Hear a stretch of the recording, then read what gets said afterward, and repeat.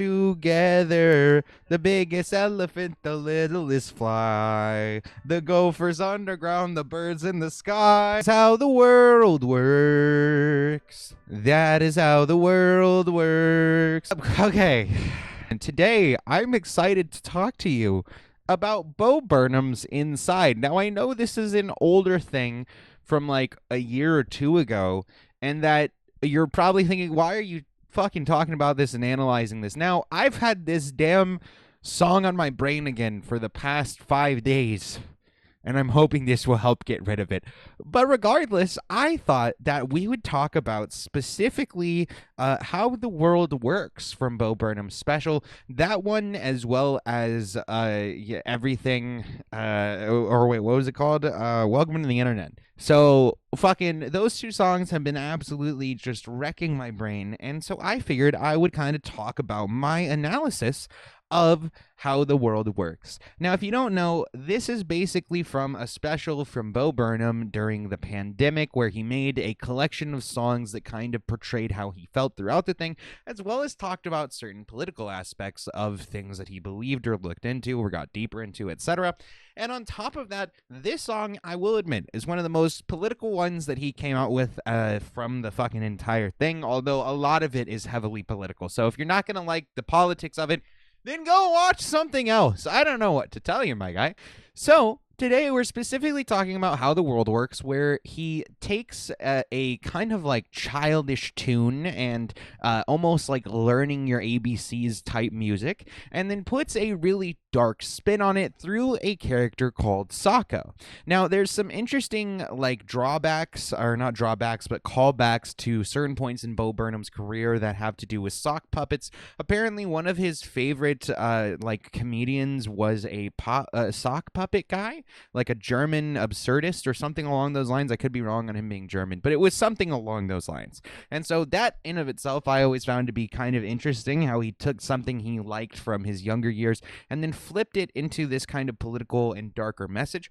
But generally, this entire thing, in my view, is supposed to be a look at how the world does actually work.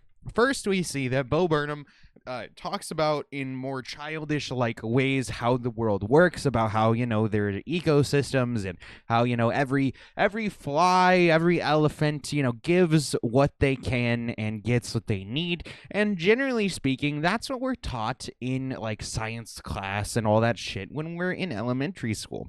However, you later find out that the world is a lot more fucked up than you thought it was, and that there's a lot of people that take more what they need and don't give everything that they can.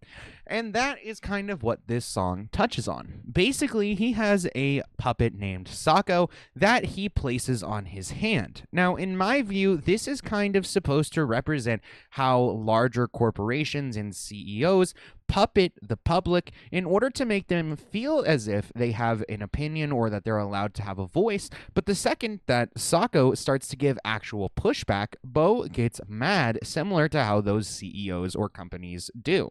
So, for example, Socko talks for a good bit about how there's a lot of people that like do take more than they need, and how there's like pedophilic corporate elite and all this other fucking shit. And also, it's possible that Bo Burnham himself is supposed to just represent the average white leftist.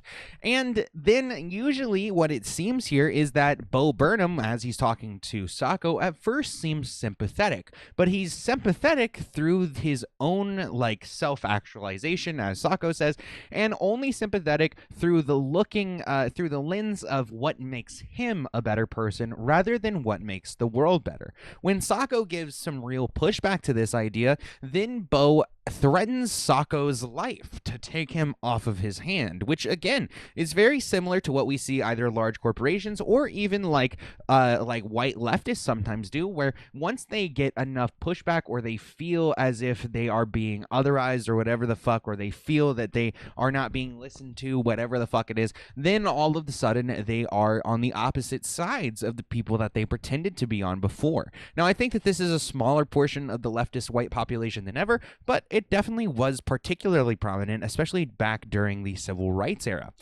Generally speaking, there isn't much more to this song than that.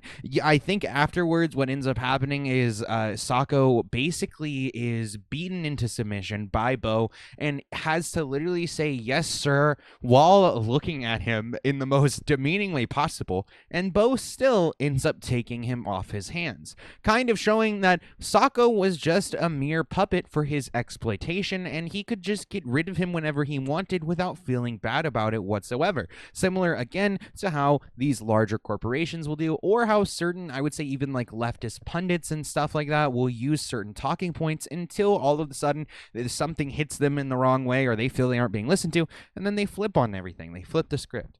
But that's my analysis of Bo Burnham's How the World Works. I know this is fairly like simple for the most part, but I figured I'd bring it to you guys because, again, this song is just fucking stuck in my head.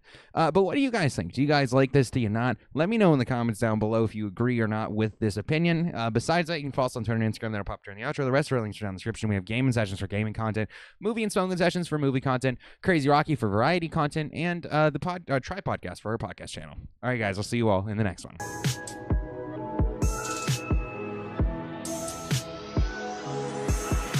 This out of my head to the depths of the universe. It's a spell or a chance just to open up a newer curve.